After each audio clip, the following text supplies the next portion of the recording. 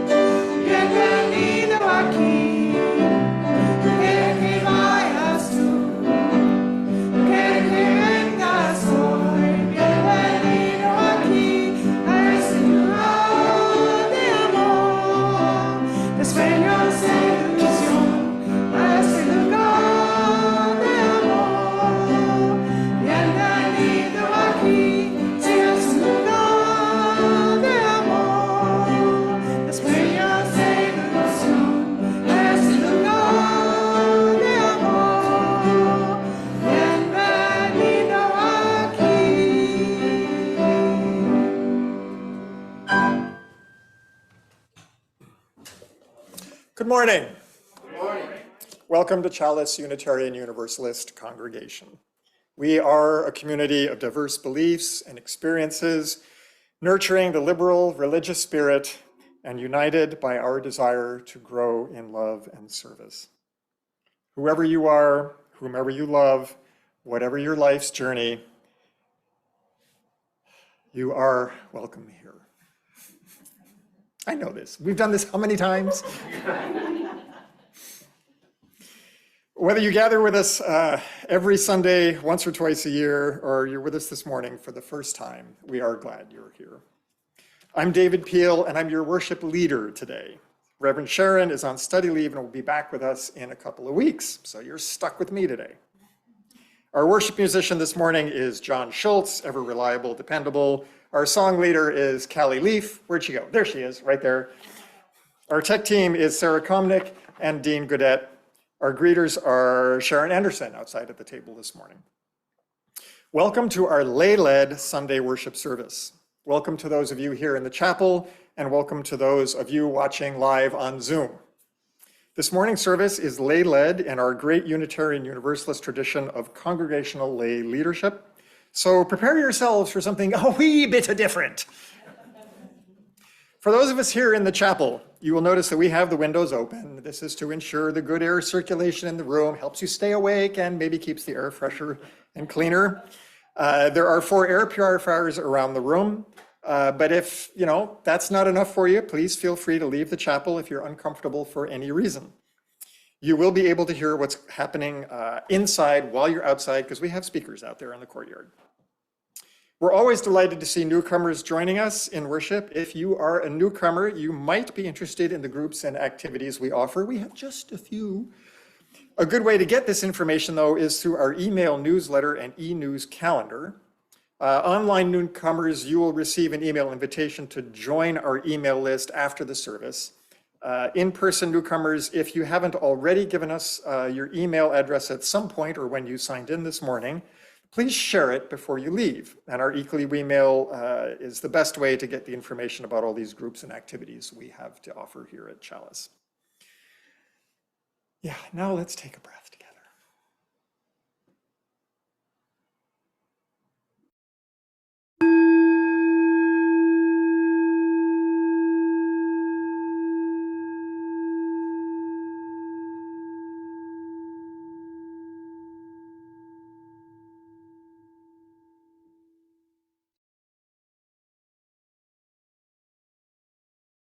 A land acknowledgement is an honest and historically accurate way to recognize the traditional First Nations of a place.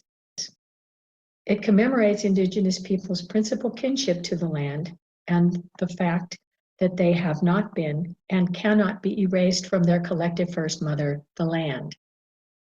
It is a starting place to change how the land is seen and talked about, according to Wanda Nannybush of the Anishinaabe Nation in Ontario.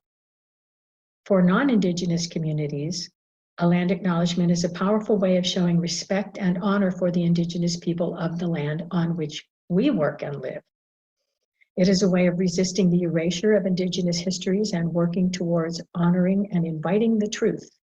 It is a stepping stone to honoring broken treaty relationships. It is an act of reconciliation. Land acknowledgements are not about placing blame, nor are they intended to restore white comfort. They are prayerful, they are personal, with carefully chosen and accurate language. In honoring Indigenous peoples, we strive to learn the pronunciation of their names.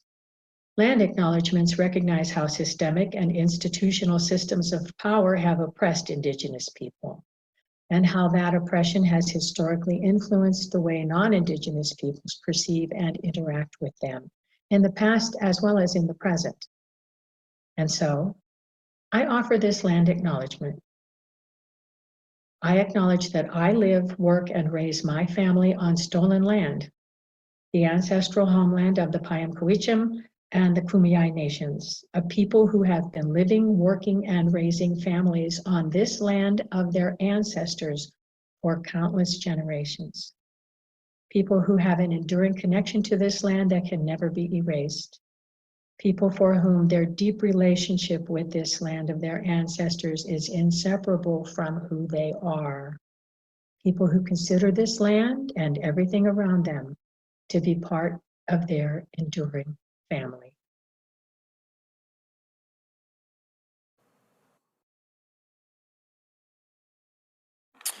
We now light our chalice, our symbol of Unitarian Universalist faith. I'd like to invite Victoria Cagle to light our chalice this morning.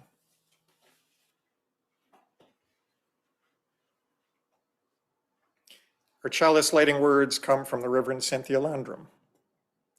For the wonder and inspiration we seek from sun and stars and all the lights of the heavens, we light this chalice.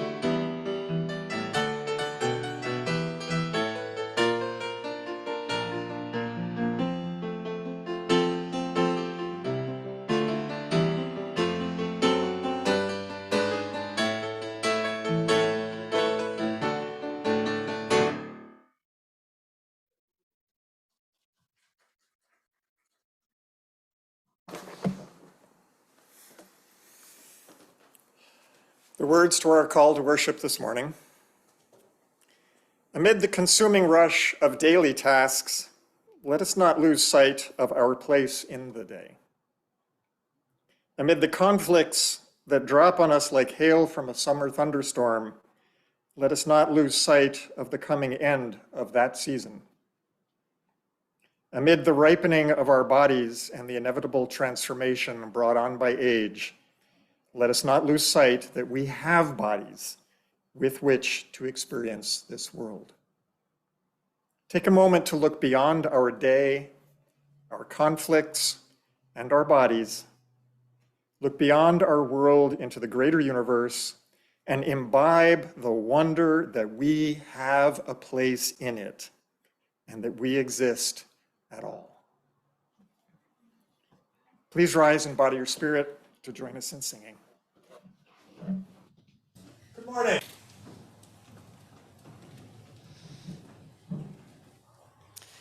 This is not a particularly familiar hymn, so John will play it through once and then we will sing it through 3 times.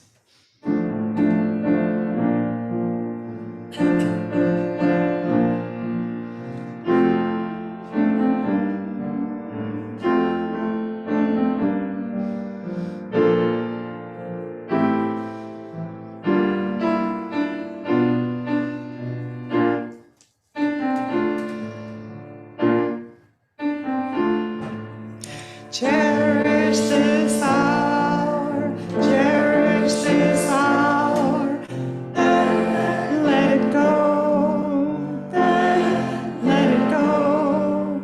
This life is but a vapor, blink and it's gone, blink and it's gone.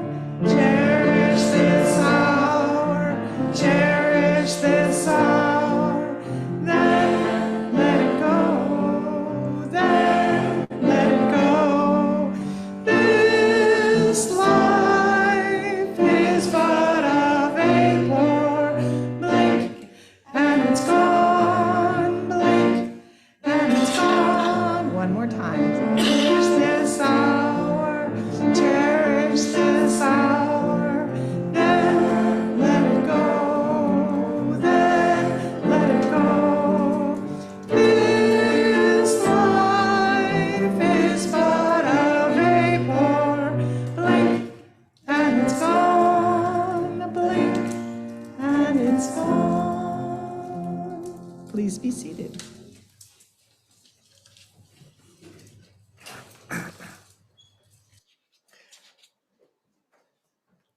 Our Sunday worship is the shared spiritual practice of our community, and we tend to the congregation during this time by sharing and honoring our joys and sorrows. Here in the chapel, you are welcome to write your joy or sorrow on a candle card, which will be collected from you. Online, please add your joy or sorrow, including your name, into the chat box. And these joys and sorrows will be spoken out loud here in the service, and then we'll remove this part of the service from the recording that goes onto our YouTube channel, so this sharing won't be publicly available online. So we have a few minutes of music so you can write down what you would like to share. If you'd like to send Reverend Sharon a confidential note about your joy or sorrow, or to make a prayer request, please email her. Her email address will be on screen in a moment.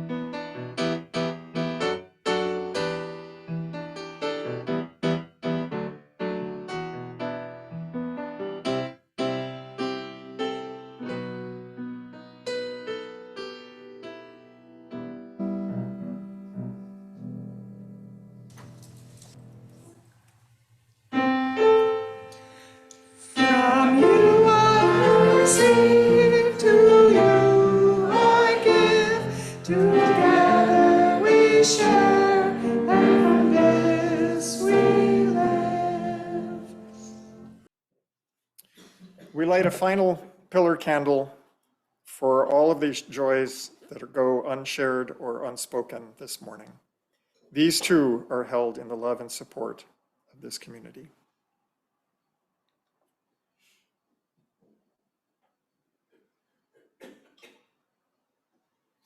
We now invite the children and anybody else who feels childlike or just wants to come up and sit on the floor while we see the story.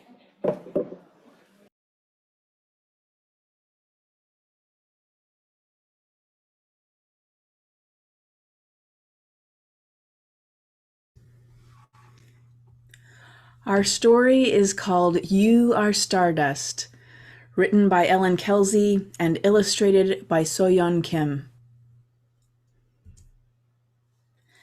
You are stardust. Every tiny atom in your body came from a star that exploded long before you were born. You started life as a single cell. So did all other creatures on planet Earth. Like fish deep in the ocean, you called salt water home. You swam inside the salty sea of your mother's womb. Salt still flows through your veins, your sweat, and your tears. The sea within you is as salty as the ocean. The water swirling in your glass once filled the puddles where dinosaurs drank. From ocean to sky to land and back again, the same water has been quenching thirsts for millions of years. You learn to speak the same way baby birds learn to sing, by chatting with your parents. Ma, ma, ma, tweet, tweet, tweet. Be still. Listen. Like you, the earth breathes. Your breath is alive with the promise of flowers. Each time you blow a kiss to the world, you spread pollen that might grow to be a new plant. Inside your brain, electricity stronger than lightning powers your every thought. You sneeze with the force of a tornado. Wind rockets from your nose quicker than a cheetah sprints.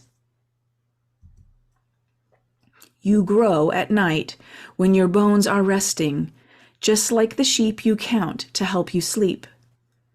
You may sprout even taller in the spring and summer, just like the plants in your garden.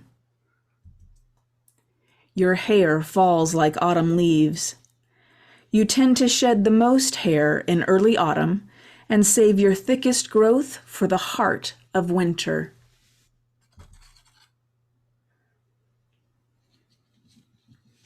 Your body constantly changes. New cells line your stomach every 3 days. You'll replace your skin 100 times by the time you turn 10. Just as forests grow new trees in place of old ones, you grow entirely new skeletons throughout your life. If you were a planet, you'd be a lot like the Earth. Rainforests on land and algae in the oceans are the Earth's lungs. From head to your toes, inside and out, billions of teeny microorganisms live on planet You. You know how it feels to be a good friend, and so do other animals. Bats and sperm whales get their friends to babysit. Elephants remain best buddies for life. You, me, birds flying through the rainforest. We are all connected. We are all nature. We are all stardust.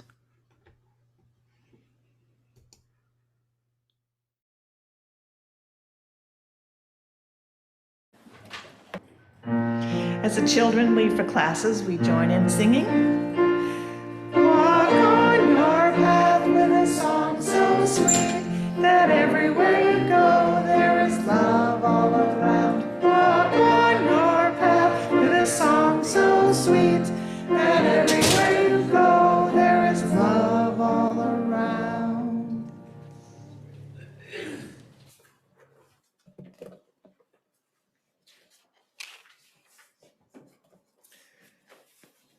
The Greeks had 6 words that distinguished the various facets of love. Agape, love for everyone. Eros, sexual love. Philia, deep friendship. Ludus, playful love.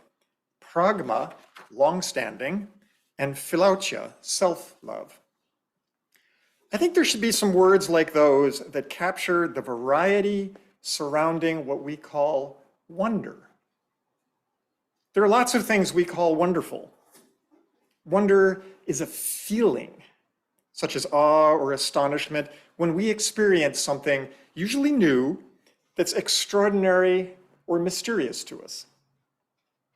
We might experience through vision in scenes out of nature, or through hearing, as in listening to music, through taste in our food and drink, through a sense of skilled craft in art and literature, and through a sense of extraordinary community among people and animals.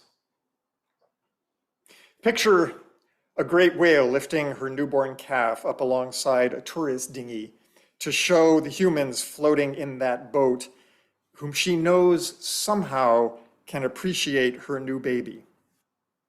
I would call that wonderful. Wonderful not just for the rarity of that moment,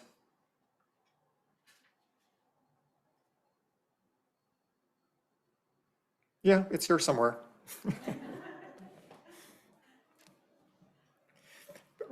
Not just for the rarity of that moment, but also for that feeling that we are sharing a common something, a connection, a mutual appreciation across the gap of the forms of our beings. That is wonderful. We find wonder in the scenery of nature also. Picture that especially colorful sunset, or that quiet first light of dawn that is so different somehow in its light from the lights of sunset. For extra awe, add a rare comet with its tails both straight and curved, brushed faintly across the lights of those image skies. Picture the deep, dark blue skies, darkened by space that is not that much further above. And picture that deep blue surrounding tall mountain peaks and deep green valleys below. Those are wonderful sights, aren't they? The wonder I want to try to provoke in you this morning is the wonder that stems from trying to wrap our minds around the vast scales of the universe. Scales both large and small, and then to appreciate how the universe fits into us and we into it. It's the wonder I feel as I learn more and more about how our bodies manage the miracles of life within us and give us the ability to move and think and learn and sustain ourselves with only food as the sustaining fuel and source of raw materials for repairs. That's the engineering perspective. Think about the organs made of specialized cells and those cells made of specialized molecules that just happen to be in the right place at the right time to do their thing for us. And think all the way down to the atoms making up those molecules, every one of any given type being indistinguishably same as all the others, just commodities of nature. And all of those being made of the same bits of electrons and protons and neutrons, which are in turn made of the same bits of even tinier quarks. All these bits in just slightly different quantities, Add just one more proton to some kind of atom, and it becomes a totally different atom with wildly different properties that enable it to fill its niche in our lives. Take hydrogen. It's a gas, and as you know, it is nasty flammable. Now add just one proton, and it's helium. Still a gas, but now on the completely opposite end of the flammability spectrum. Add yet another proton, and it's lithium, which is a metal. It's a good thing that cooking isn't as sensitive to how much of each ingredient we add to it. Okay, maybe that chemistry-like talk doesn't invoke wonder for you, but you've all probably seen hydrogen burn. Think of the Hindenburg blimp. You've all played with helium balloons, and many of you with electric cars drive around with like 20 to 50 kilograms of lithium in the trunk of your car. So this is all terrestrial stuff you encounter frequently in your lives. So, maybe it's not that rare and it doesn't really awe you. Do you ever try to visualize the relative emptiness of atomic matter? The atoms that make us up, that smack us on the head and hurt us really bad when the Earth comes up to smack us. When we do experiments on atoms, we find that the nucleus is only about 10 to the minus 15 meters in diameter. You're totally fluent with exponential notation, right? Yeah, so 10 to the 15th meters is about 1/trillionth of a millimeter.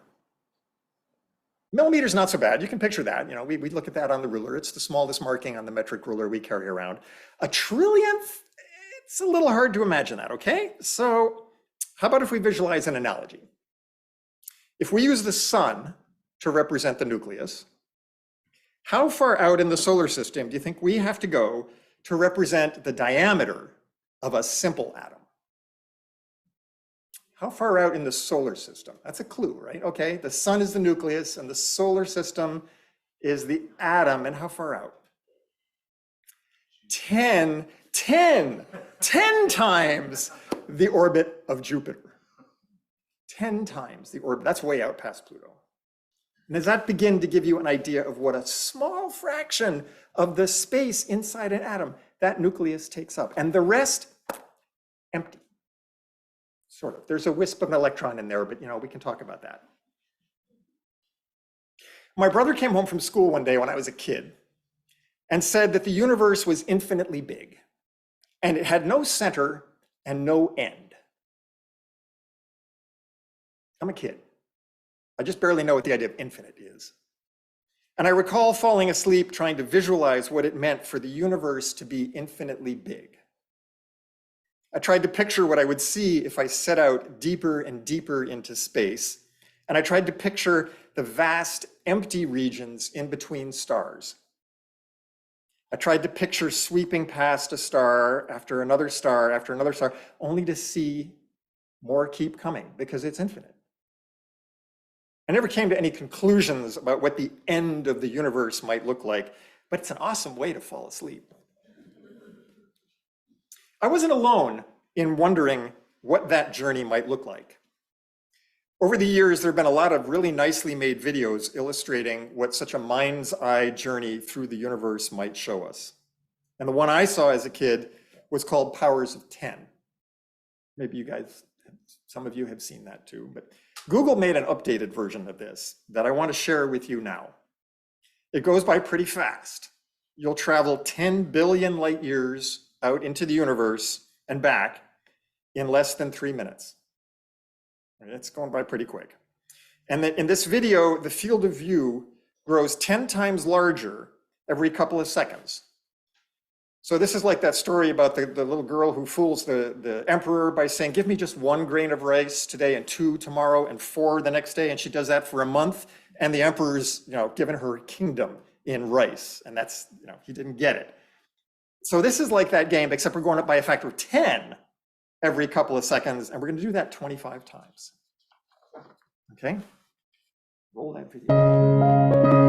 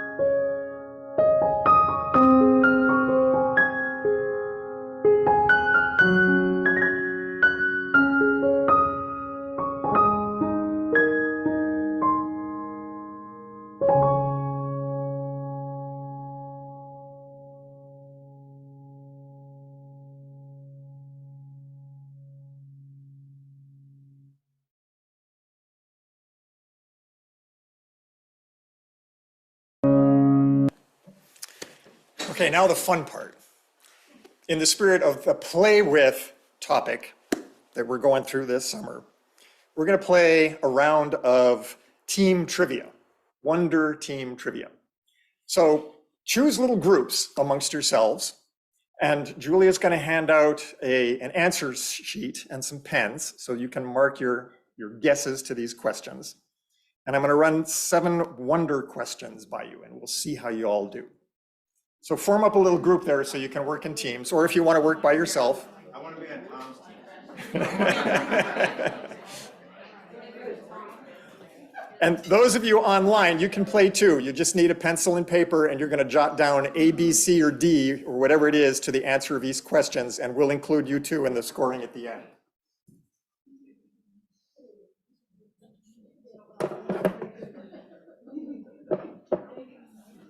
We've got some nice wows online from the video too.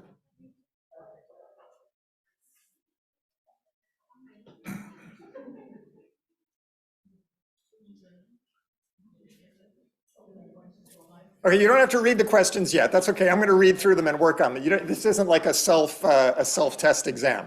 I'm going to walk you through each one because I've got some stuff here that goes with each one.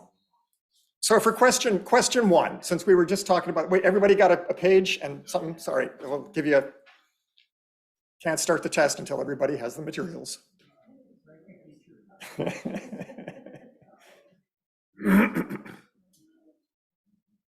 And it's not a test, really. Oh yeah, I wanted to tell you, when we get to the end of this, we'll score up how many you got right. And I'll give you the hint that the worse you score on these questions, the more awe-filled and wonderful you may feel about the universe at the end. That's really important.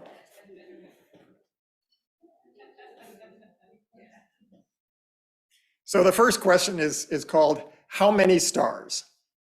And it's basically, roughly, how many stars are there thought to be in the universe? Not our galaxy, but the entire universe. And is it A, 200 billion, sorry? Is it B, 31.5 trillion, which is about the same as the national debt? Is it C, 200 billion trillion? Yeah, that's a big number. Or is it D, infinitely many? Ralph. Needs a clarification. As of this moment right now, as we perceive it here, because this moment right now is not that moment out there at the end of the universe. So, factoring in relativity. Yeah, there are more stars being born, and there are more stars being into black holes and neutron stars and things like that. So, that's why I say roughly. At least. So which universe are we talking about? Our universe. Okay, you guys, come on. The observable universe? The thought to be existing universe. You only have to be within a factor of a few million to separate out the right answer, right? Because it's not like we're distinguishing 1 plus 2.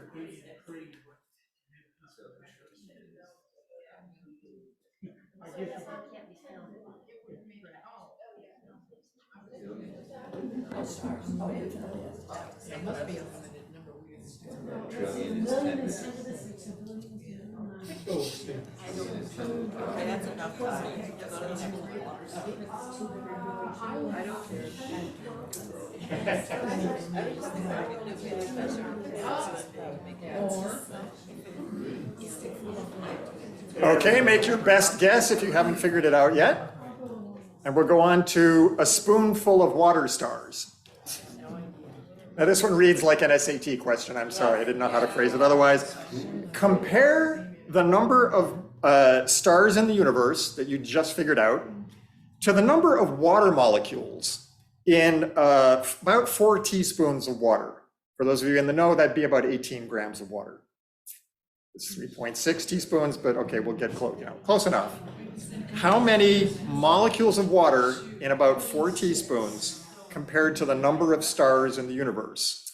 Is it way less than, about the same as, or way more than the number of molecules in those teaspoons of water?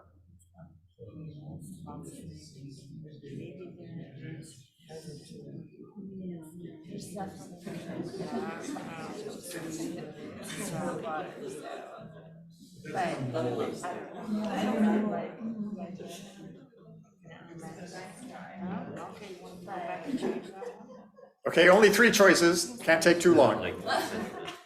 Moving on to question 3. But I think about it the way you do. They're still working on it here.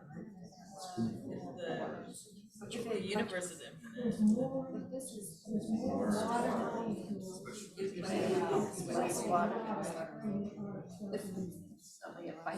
Yeah, it's Which way does it go? Read the question again, I'm sorry. Compare the number of stars in the universe to the number of molecules of water, and the number of stars in the universe is way less than, about the same, or way more than the number of molecules of water. Stars to molecules, less, the same, or more. All right, got it? Okay, question 3. How many synapses in our brain? And a synapse, our brain has all these nerve cells in them, and the nerve cells touch each other and they signal to each other through these little connections called synapses. Okay? How many synapses in our brains? Compare the number of stars in our galaxy, the Milky Way, number of stars in the Milky Way, to the number of synapses in our brain. And which of the following is the best comparison? There are 1,000 more stars in the Milky Way than synapses in our brain. They're about the same number of stars as synapses. Or there are 1,000 more synapses in our brain than stars in the Milky Way. But you said 1,000, it's 1,000 times. 1,000 times, yeah. Or D, what's a synapse again?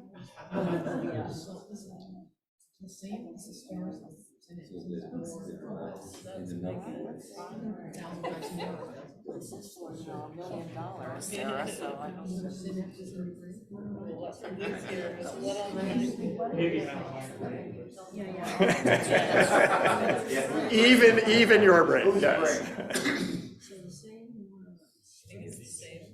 I want to say something, but I'm not going to say it.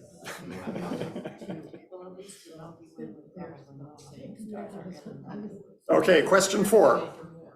This one's for Marshall Fogel.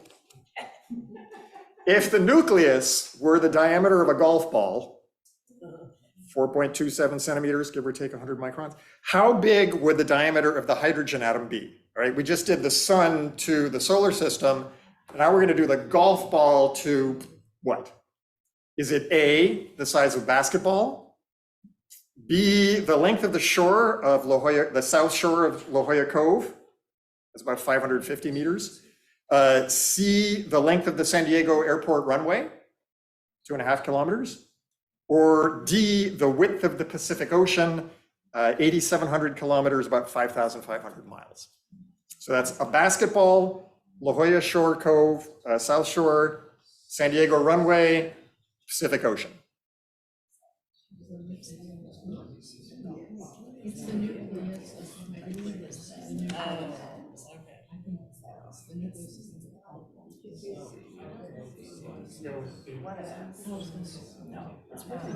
Conservative.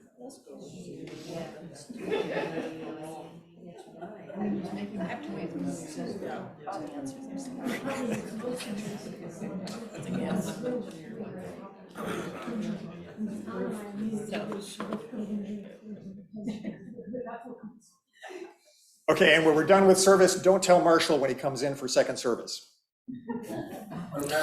No passing the answers to the next group of examinees. Question 5. The Teaspoon of Water, Season 2, the sequel. If in this 1 teaspoon this time, if 1 trillion molecules of water evaporated from that teaspoon every second, how long would it take for that teaspoon to dry up? 1 trillion molecules a second from a teaspoon. Okay, I turned it on so you guys can talk online A, about this if you 5 want to. seconds. B, 4 hours. You can unmute yourselves. C, 30 years. Or D, 5,300 years. What was the rate? 1 trillion molecules per second. How many seconds in each? Well, I'm overwhelmed. I don't know what to say.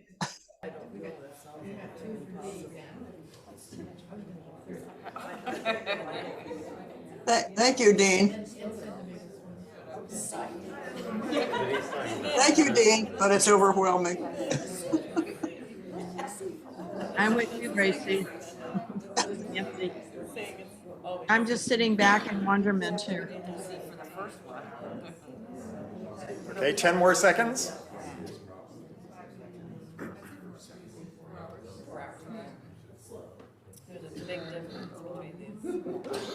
Okay, mark your final guess if you haven't figured it out. Question 6. One last teaspoon of water question. Can't get over this water thing, huh? The DNA in each one of our cells has about 3.2 billion base pairs. A base pair is the cross thing on the spiral that you see all the time. That's a base pair. There are 3.2 billion of those.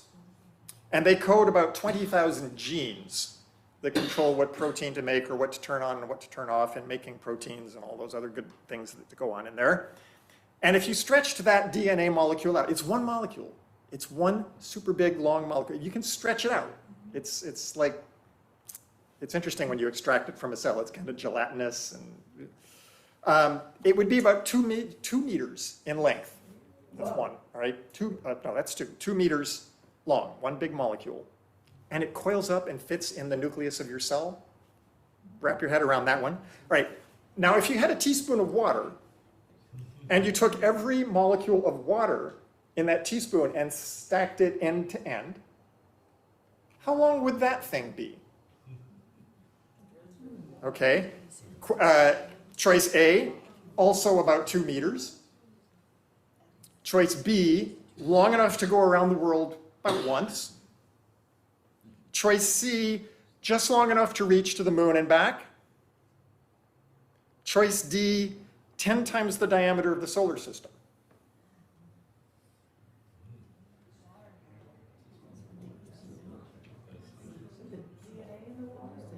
No, just the water. I'm just comparing, to give you, to throw you off, I'm including the part about the DNA.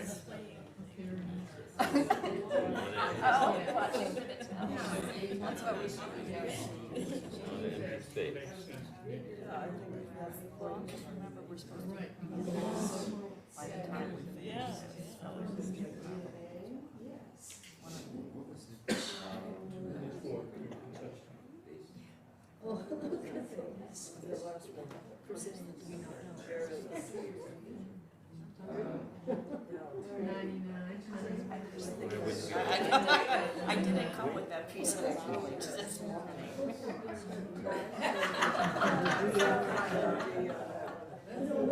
All right, I'll give you 10 more seconds. 10 more seconds.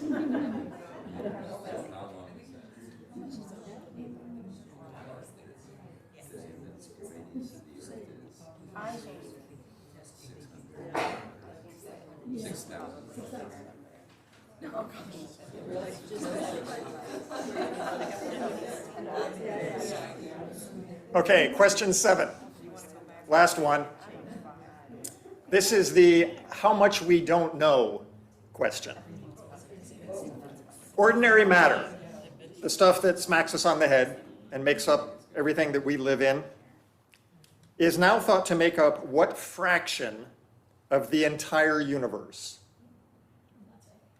Question, answer A, 5%, B, 15%, C, 50%, or D, 99%, because we've got it all figured out and seen everything there is to see at this point.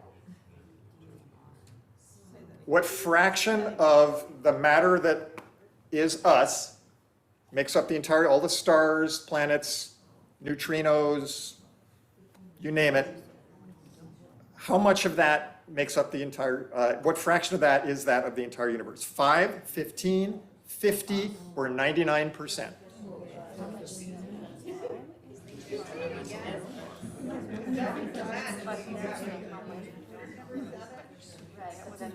Number 7 is what fraction of the universe is made up of the matter that we think of when we think of matter? The hard stuff that makes planets, stars, interstellar gas, all the weird atomic particles that you've never heard of.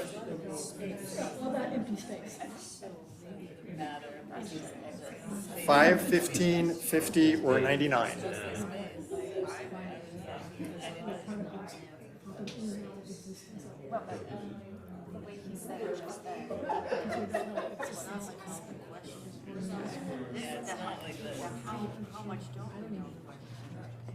Okay, 10 seconds.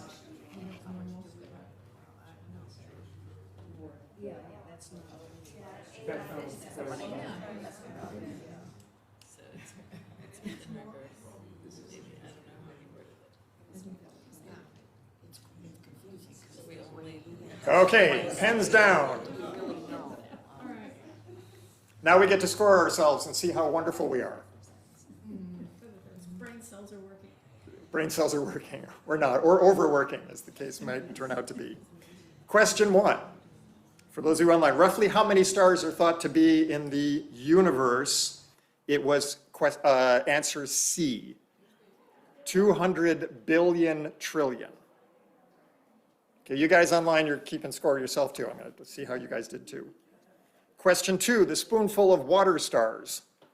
Compare the number of stars in the universe to the number of water molecules in that 4 teaspoons of water. The answer was B, about the same.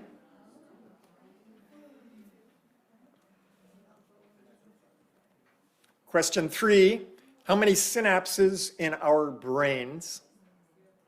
Compare the number of stars in the Milky Way galaxy to the number of synapses in our brain. Is that before or after coffee? Not the working synapses, the ones that are just there. Right. The answer was C. There are 1,000 more synapses in our brains than stars in the Milky Way. Question 4, the hydrogen golf ball. Don't tell Marshall, remember. If the nucleus was the golf ball, how big is the atom? The answer is C, the San Diego Airport runway. Question 5, if 1 trillion molecules of water evaporated every second, how long would it take for that teaspoon to dry up? The answer is D, 5,300 years. Yeah, wow. Question 6, the last teaspoon of water question. If you stretched all of those molecules of water end to end, and this one blew me away when I figured it out. It's like, no, I got to be wrong. I got to do this. I did it again. I like checked it like 5 times. The answer is D, 10 times the diameter of the solar system in a teaspoon of water. So they're small, you fit that much stuff in a teaspoon, but if you stack those end to end, it's 10 times the diameter of the solar system. And you can check me when you go home, but I've checked this over and over and over again. And finally, the sort of semi-obvious one, the how much we don't know question, the matter, the known solid matter in the universe. You guys want to chime in? Do you know the answer to this? 5%. 95% of what exists in the universe, what makes the universe do what it does, we don't have a clue. We think we're so advanced and we don't know what 95% of it all is. Okay, so add up your correct scores there. How many people got a 7 out of 7? The pianist, there we go. How many got 6 out of 7? Oh, we got one team. All right, anybody online get 6 out of 7? I don't see anybody typing. I take that as a no. 5 out of 7?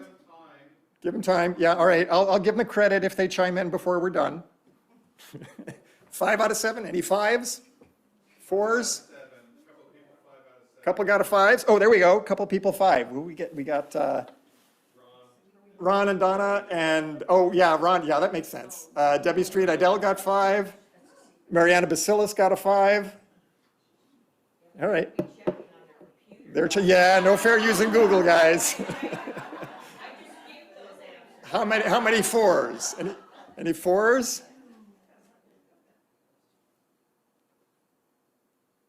All right, we'll give you credit if you chime in. 3s? 3 out of 7. Andy Stout. 2 out of 7? All right, we're getting down to the mean here. Larry got a 4 out of 5. Larry, 4 out of 5? Larry, there were 7 questions.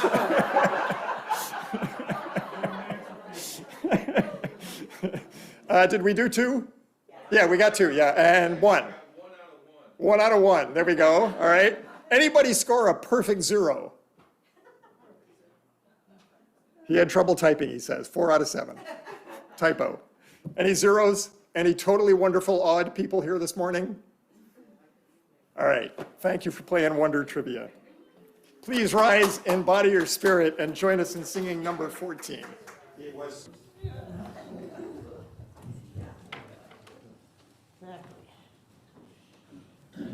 Okay, 14. John's gonna play it through, and then we'll sing. This is a new one for me.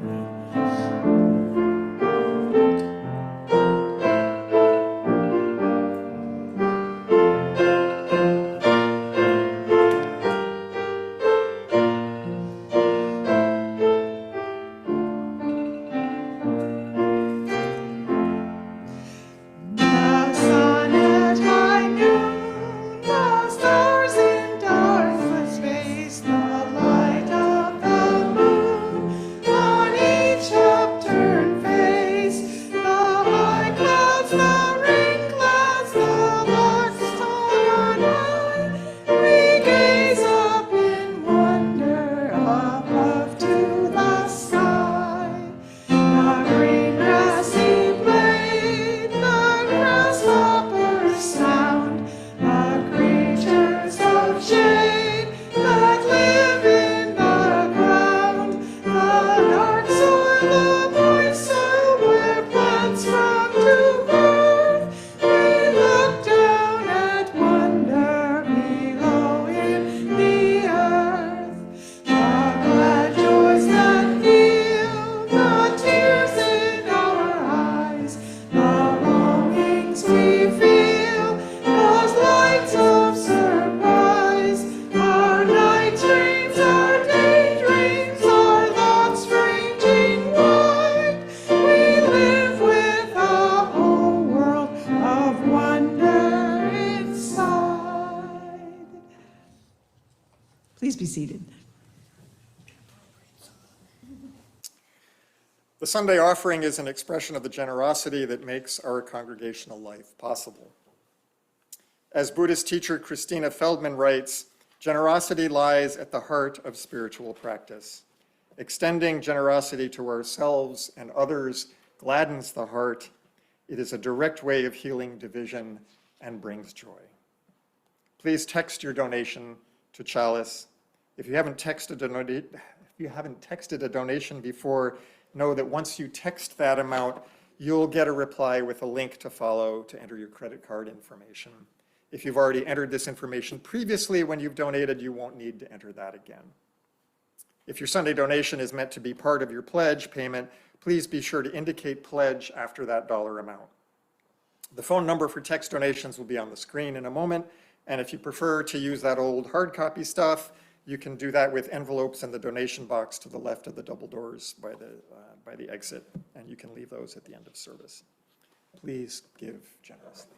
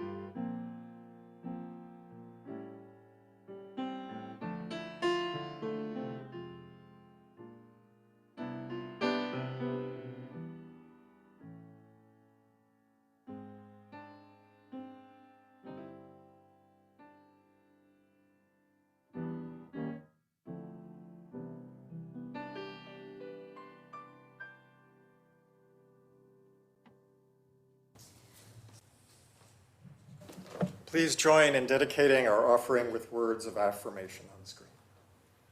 At Chalice UU Congregation, our mission is to inspire individual and communal spiritual growth. A meditation entitled Gratitude by Max Kapp from the Collected Meditations, Volume 1, edited by Kathleen Montgomery, UU Web stuff. Often, I have felt that I must praise my world for what my eyes and ears have seen these many years and what my heart has loved. And often I've tried to start my lines, "Dear Earth," I say, and then I pause to look once more. And soon I am bemused and far away with wonder. So I never get beyond the "Dear Earth." You're invited to rise and join in singing hymn number 75. Gratitude.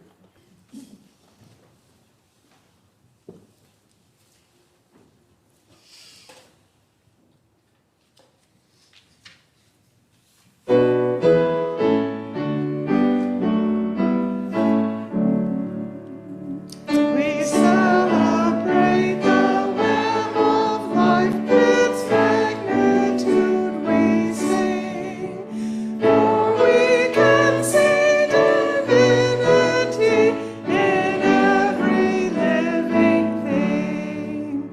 A fragment of the perfect whole in cactus and in quail. As much in tiny barnacle as in the great blue whale. Of ancient dreams we are the sum, our bones make stone to star. And bind our future worlds to come with worlds that were and are. Respect the water, land, and air, which gave all creatures birth. Protect the lives of all that share the glory of the earth. Please be seated. Our chalice extinguishing words this morning.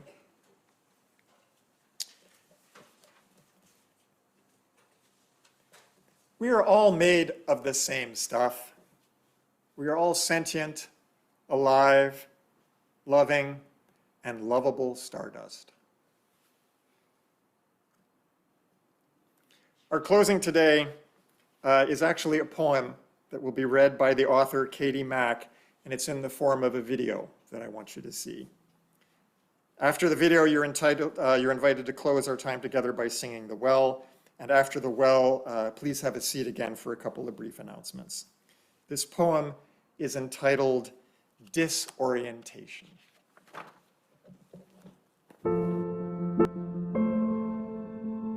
I want to make you dizzy.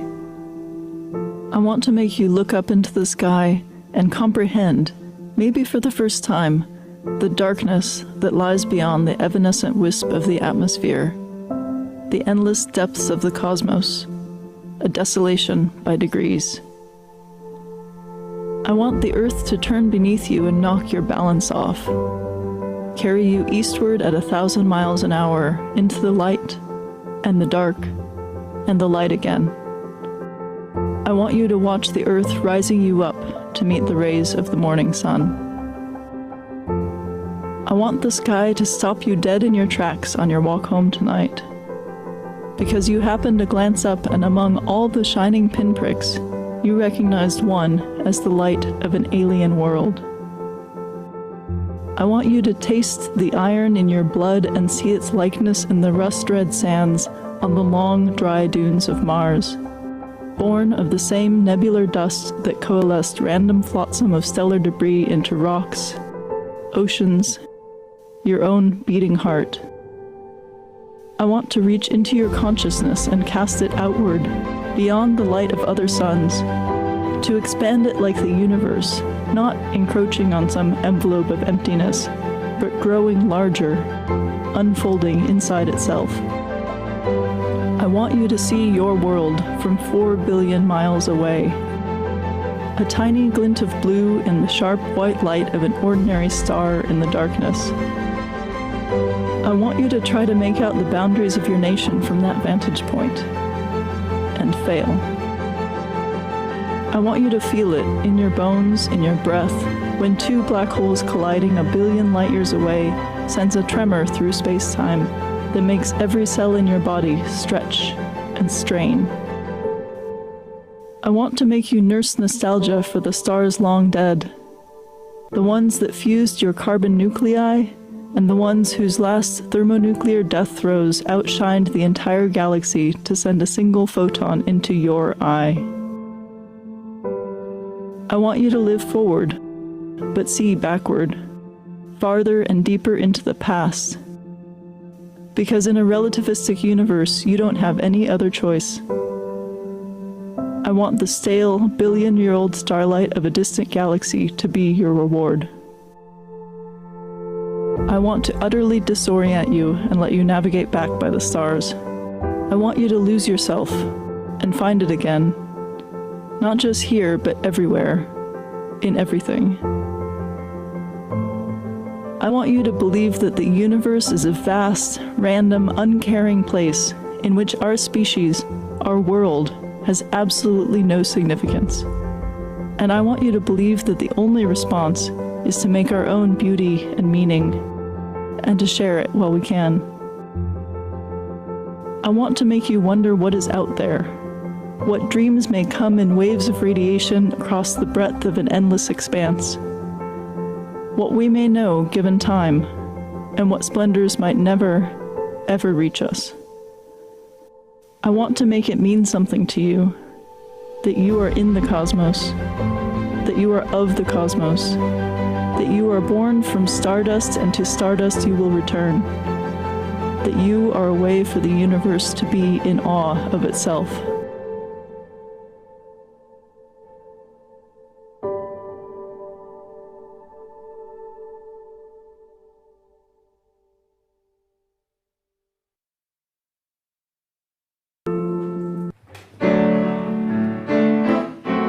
Please join me in singing the well.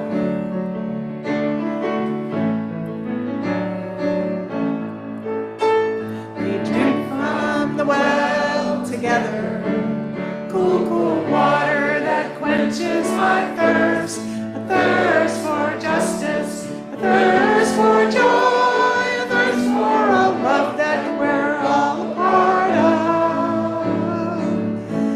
We drink from the well.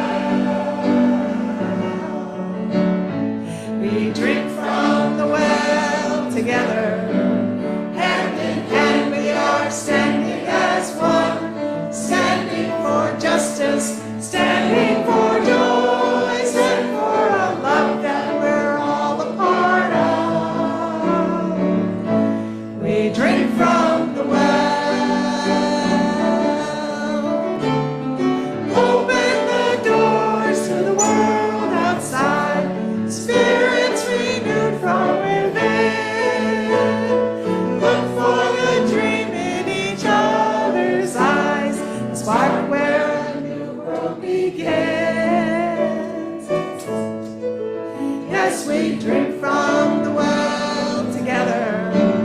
Heart to heart we are dancing as one, dancing for justice, dancing for joy, dance for a love that we're all a part of. We drink from the well, spirits renewed.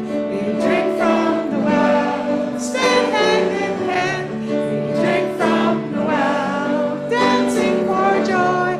I feel my heart swell. We drink from the well.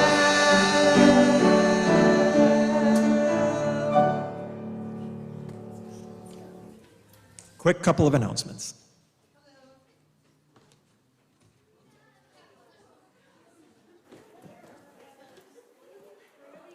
So, as you may soon find out, we are having a food drive here at Chalice. The Family Ministries is going to do a food drive through the end of this month. So please start saving or buying canned goods, baby items, and bring them to Chalice. There'll be a place that you can leave them for the next 3 Sundays. So thank you so much. Also, another thing we're doing, this is the summer of service, another thing we're doing in several weeks is making toys for sheltered animals. So I'm starting a collection of used socks. So you have those socks that you, like, I don't really ever want to use these, but so bring them in and we can use those. They can't have holes in them, but they can be thin. So I'll send another announcement about that later. Thanks.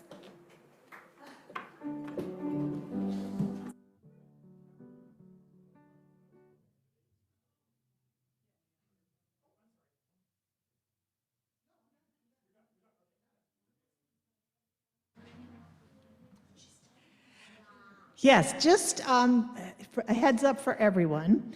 In the newsletter, the Blessing of the Animals service was originally scheduled for the 30th of July at Felicita Park. However, the park was not available. The spot we wanted was not available that day. So the service on the 23rd and the 30th have been swapped, and the Blessing of the Animals will now be in Felicita Park on July 23rd.